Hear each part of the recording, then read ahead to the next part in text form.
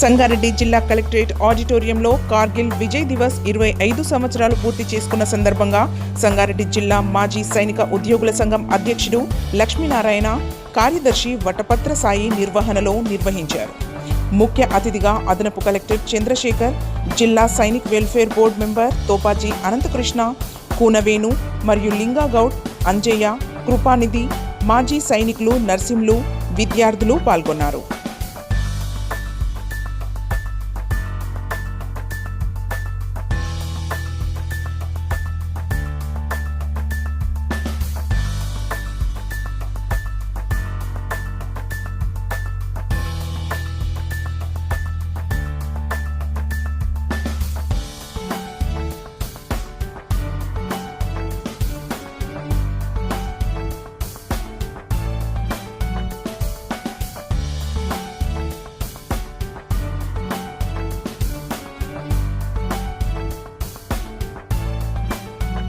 ఉన్నటువంటి ఆర్గనైజేషన్ అధ్యక్షులు మరియు సెక్రటరీ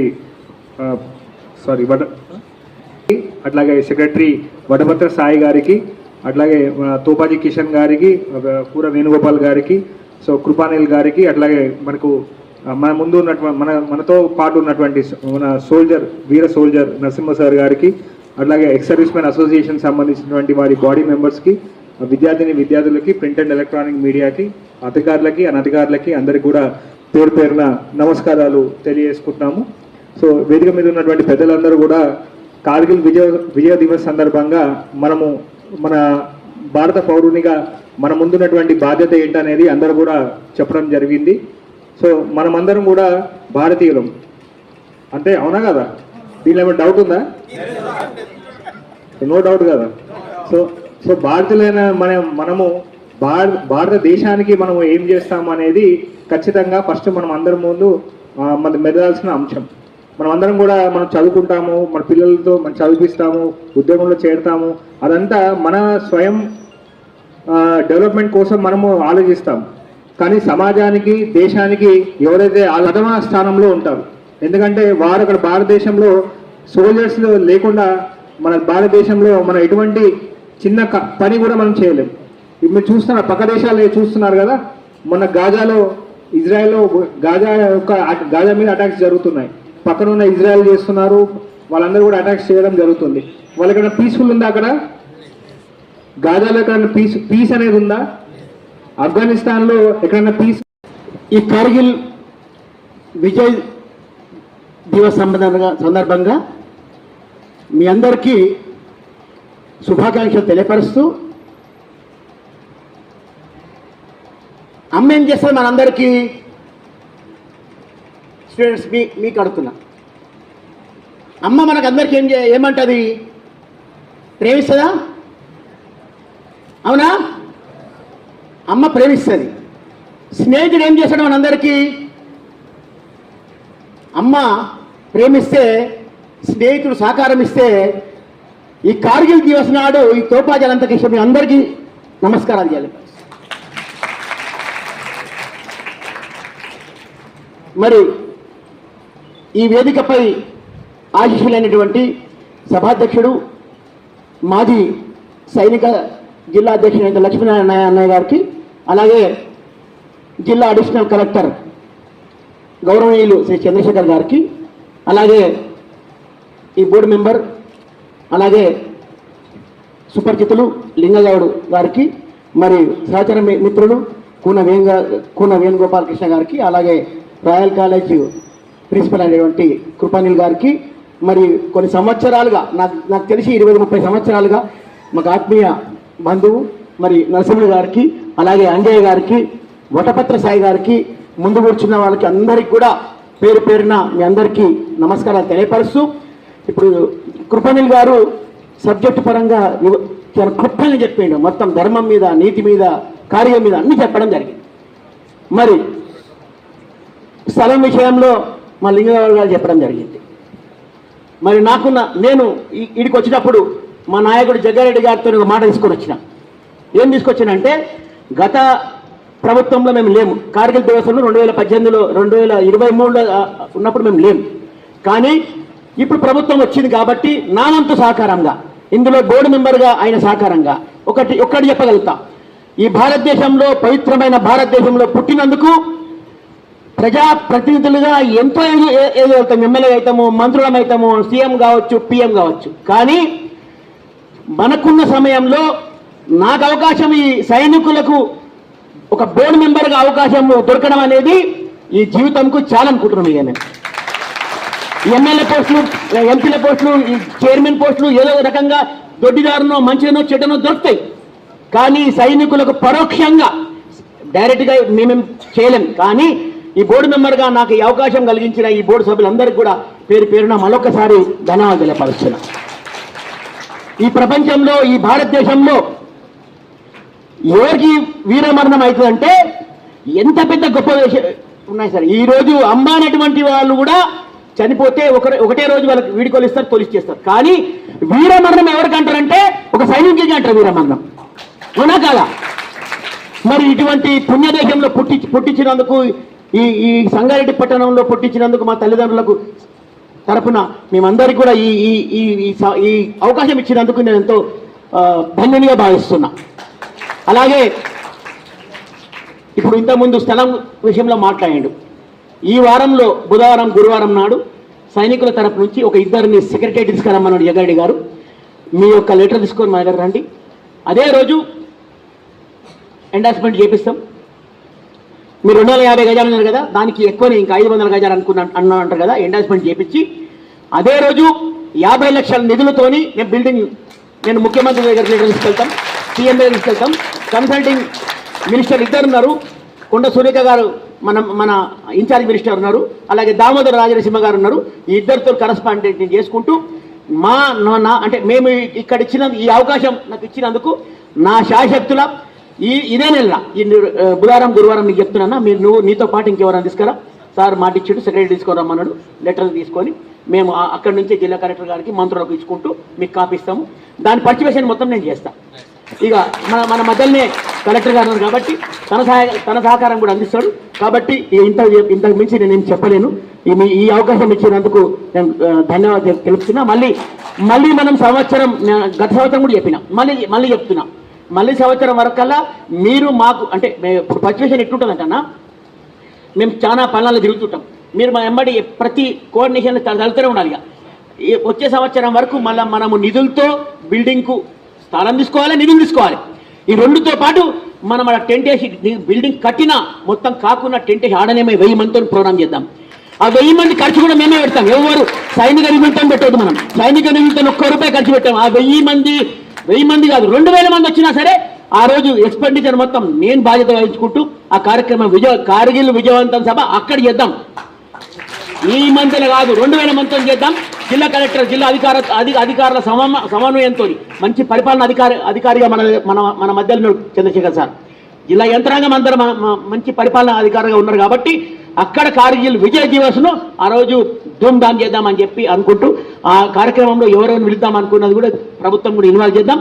జాగిచ్చినందుకు 50 లక్షలు నిధులు ఇచ్చినందుకు వాళ్ళని కూడా ఒక ముఖ్య అతిథిగా పెట్టి ఆ కార్యక్రమాన్ని విజయవంతం చేద్దామని చెప్పి మనసారా కోరుకుంటూ ఈ అవకాశం ఇచ్చిన పెద్దలందరూ కూడా మరొకసారికి చెప్తాను. జై హింద్, జై భారత్.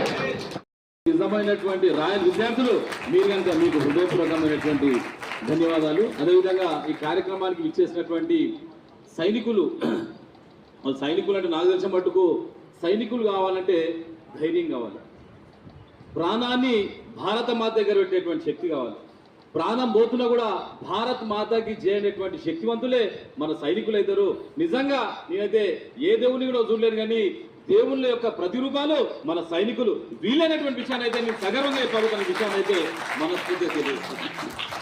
సైనికులు కావాలి. నిజంగా చెప్తున్నా కదా, చాలా మంది కలలు కంటున్నారు ఏంటంటే నేను 100 కోట్లు సంపాదించాలి, 1000 కోట్లు సంపాదించాలి, ఇంకోటి సంపాదించాలి అనుకుంటారు. కానీ అది మన ఇంకోటి ఎప్పుడు కూడా రాదు.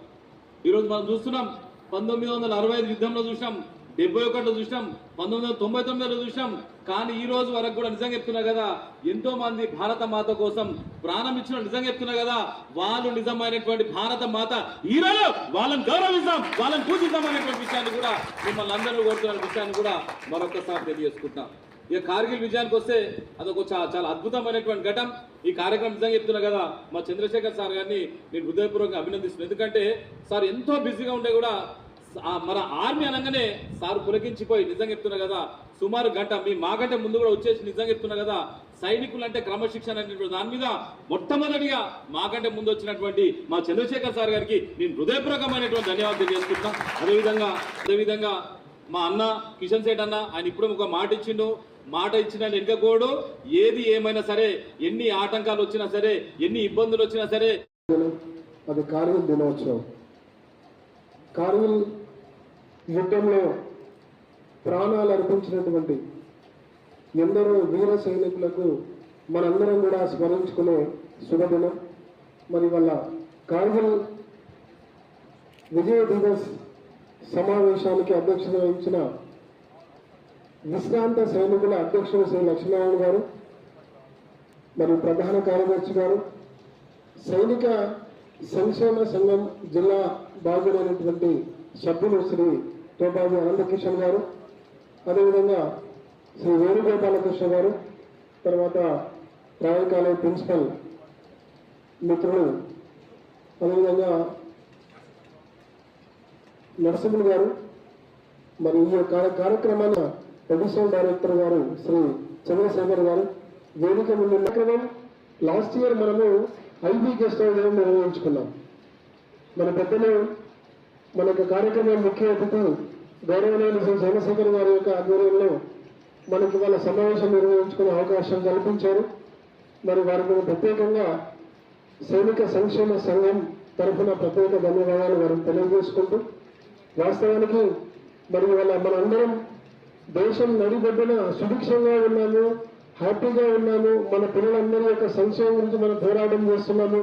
కార్గిల్ దివస్ను పురస్కరించుకొని కొన్ని విషయాలు మాట్లాడాలి అనుకుంటున్నా. సార్, మా యొక్క సైనికులకు ఇక్కడ కలెక్టర్ డిస్టిక్లో, ఇక్కడ మా సంగారెడ్డి డిస్టిక్లో మాకు భవనం కోసము ఇంతవరకు ఎక్కడ ఒక స్థానం అనేది లేదు. ఇది మొదటిసారి మాకు ఇక్కడ కలెక్టర్ ఆఫీస్ ఆడిటోరియం ఇచ్చారు. ఇంతకుముందు మేము మొత్తం రోడ్డు మీదనే చేసుకునే వాళ్ళము. ఇంతకు ముందుగిన ఐబీ దగ్గర అక్కడ ఇక్కడ వెతుక్కుంటూ ఉండడం జరిగింది సార్. రోడ్డు పైన మా యొక్క కార్గిల్ దివస్ ప్రతి ఒక్కటి నిర్వహించుకోవడం జరిగింది. 250 గజాలు మన ఎంఆర్ఓ సాబ్ అటు ఇచ్చండి సార్. అయితే దానికోసం మీకు కలెక్టర్ ఆఫీస్లో ఇచ్చిన సార్, దానికి ఇంతవరకు ప్రొసీడ్ కాలేదు సార్ అది. కాబట్టి మా మాజీ సైనికుల మీద దయదలించి ఈ యొక్క ల్యాండ్ అలాట్ చేసి మాకు సైనిక భవనం కోసం కేటాయించాలని మీ ఎక్కడికి మనవి చేస్తున్నాం సార్. సైనికుల తరఫున నుంచి నేను అందరు సోల్జర్స్ పాదం నుంచి ఒక డస్ట్ తీసుకొని నా మస్తకంలో రాయాలని అనుకుంటున్నాను.